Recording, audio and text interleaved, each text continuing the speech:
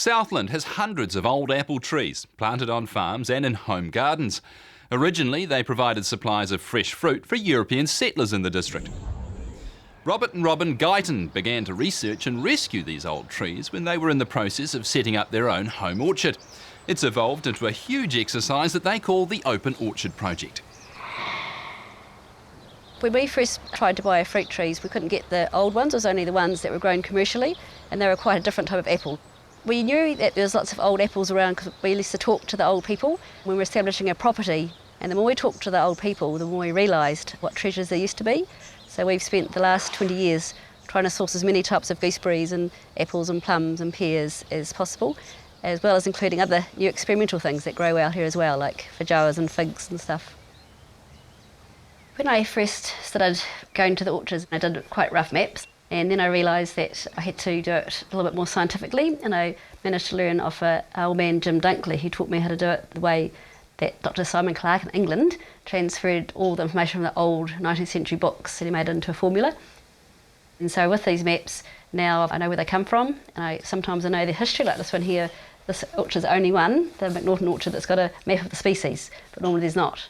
But it really helps me when I research, because I've got to go to all the websites of the internet, look at the old books. There's some lovely names like Devonshire Quarrendon, Kentish Fill Basket, Five Crown Pippin, Belderbuscoop, Lady Soodley, Lord Wolseley. They often refer to where they come from. Each orchard that we went to has a family name, and then you find out who first planted them. And they started, Captain Howe in 1853 was the first, and then went on from there. So it's 1866, 1870s, 1880s. And the last orchards are really in the, around the early 20s was the end of the orchard planting in Southland. And so when you know that the family arrived, and they arrived with no supermarkets and no shops, they had to plant 40, 50 apples to keep their family alive, basically. So you knew the first house was usually the first orchard. You could date them. There's no one really researching stuff in New Zealand, so I've looked overseas and contacted the fruit enthusiasts in America and England. And I've got copies passed on to me of what was sold in Needham nurseries in the 19th century. And when I passed those lists on to the people in England, they were so excited because they've, in a lot of cases, taken out their English varieties and put in French modern ones, and they've actually given away lost species. And so I've got a man coming over next year, Phil Rainford, from the Northern Fruit Group, to help me identify them, and they hope to get some sign back to re-establish their lost trees. So it's become an international project. This tree is one of the first ones I got. It's called a Worcester Pearmain. It's from 1793 from Worcester, and it's really about March. It's a beautiful little apple that children love, and it's striped, and it's called Pearmain. It's a little bit goes small down the bottom, and it tastes like strawberries, like a berry flavour. And I've got 85 different apple trees here, and everyone's special and different, but this is one of my first ones that I found. We think about 480 different types of plants here in our acre and a half. So we've got walnuts, hazelnuts, pine nuts, we've got all different berries and currants, gooseberries, all different colours, blueberries, and then we've got about 30 different plums, 30 different pears, and about 85 different apples. I only had 15 apples at the start, but Robert's given in, so. It really is like working in a jungle, isn't it? Clear under the tree, it's just a little bit of walking. And there's a bit of comfrey under there too, which can go down. And that's it. That's all we need to do, really. There's a lot of plants, there's a lot of biodiversity. That's the key for our management, particularly for our orchard fruits, the apples in particular. The health of the fruit and the tree is supported by all of the other plants that we've got here. We don't have any issue with codlin moth here, or anything really. It seems to be that the kind of plants that we've got established here, and the insects that come, and the natural protections you get from biodiversity really working well. We were looking at photographs of the early settlers and their houses and the way that they established their properties, and we noticed that their vegetable gardens, for example, went right up to the veranda in the same way that ours does in our house. It's late spring now, and the work that we're going to do to ensure the health of the fruit trees and to get good fruit result is that we do have to clear, or at least damp down, a lot of this undergrowth, because There are a couple of issues that happen if the story's too full. One is black spot, and because we're in Southland and there is generally plenty of moisture in the air, if the air stays still and it's damp, black spot can be an issue here. The other thing is that fruit needs plenty of light, and one of the things we've noticed about this forest garden system, especially in Southland, is that we can't have a dense canopy layer. We have to keep it open to let a lot of light get in, and in particular the apple trees require that. So that's our main activity at the moment, is going through and taking a lot of that stuff and laying it down on the ground. What we'd like to do now is we'd like to ensure these are here for the next 100 years, and we are buying, or hopefully getting gifted, some council land or some land that can be made into a park. And the first one we've got in Riverton, we've got a half acre with about 18 first settlers of Riverton's trees, all in a lovely road park like the old days. And they'll be labelled with a story of the families and what the trees are, and as we name them, the tree name. But what it means, in the next 100 years, anyone from those families or the community can go and take a cutting from the complete Templeton orchard or the Pankhurst orchard, and they can grow their own and reproduce them. So it's like a lovely resource to pass on. It's been a really fun project because we like the history, especially me, because I had settlers who settled in Southland, old families, and it was nice to go and see where the people were, meet the families, travel all around to the middle of Southland and the back corners and get lost lots. And it's just a very, I suppose, really heartwarming. It's really nice to be able to tell the people who are quite elderly that I'm going to keep those and pass them on for the future. People really appreciated it. Hello again. As we learned before the break, the Open Orchard project involves the collection of scion wood and grafting that onto rootstock, enabling preservation of these old varieties and some of Southland's history as well. Robin Guyton takes us to one of the orchards that inspired her work. Then Robert shares with us his method of grafting and tracking the fruit tree varieties. We're in the Templeton orchard, which was planted in 1866, so it's 150 years old. And there's 10 of the original 40 trees still living here, and this is pretty much the life of the apple trees that we've been to.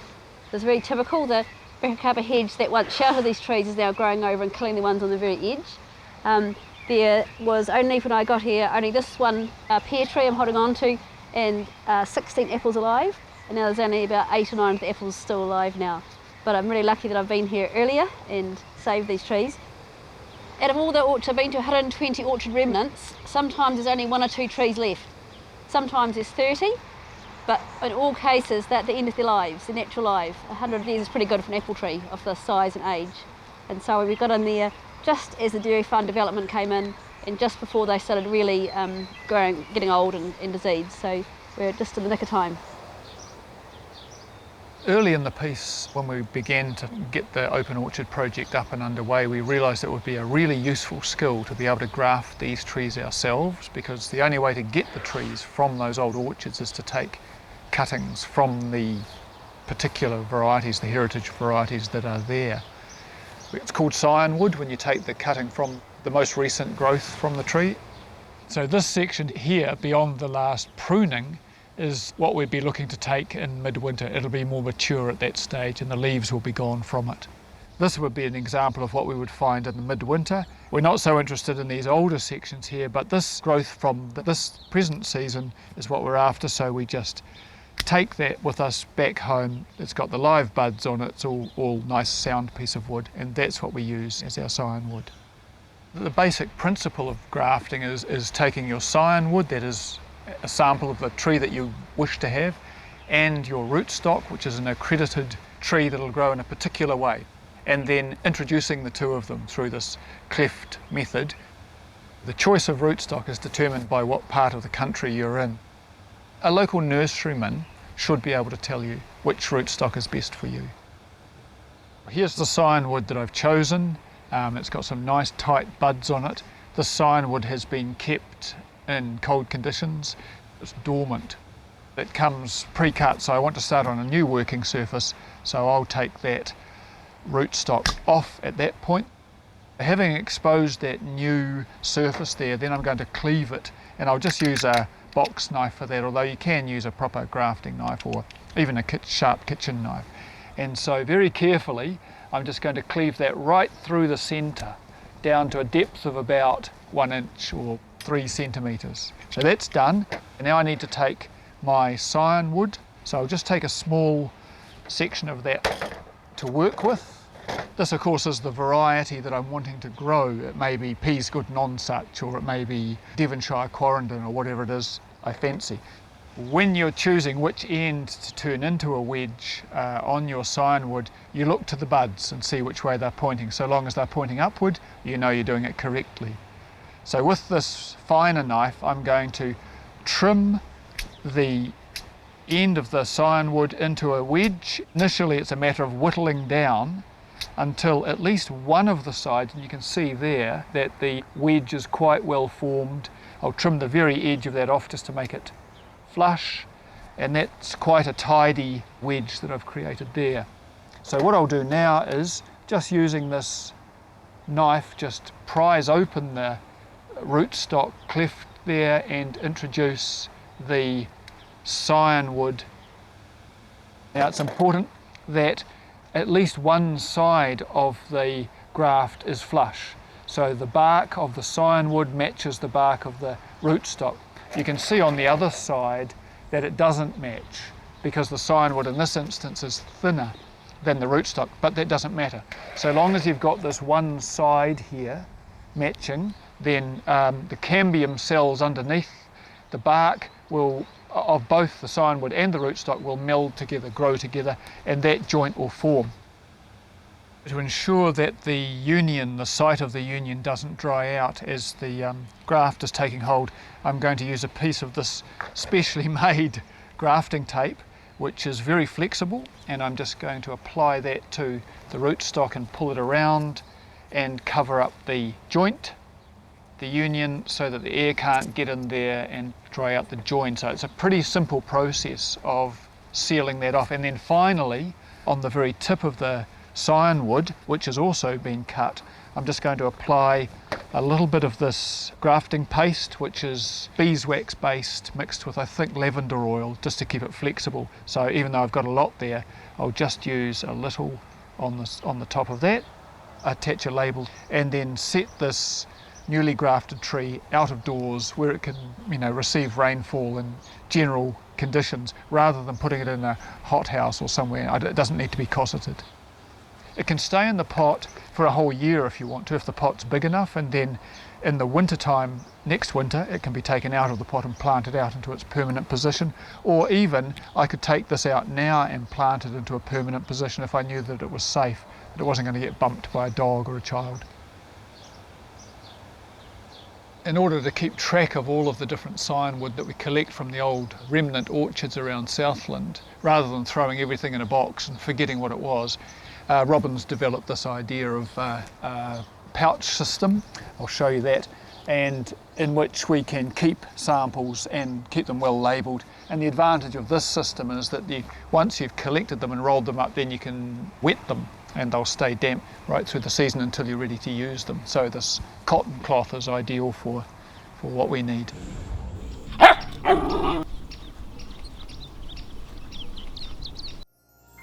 This program was made with funding from New Zealand On Air.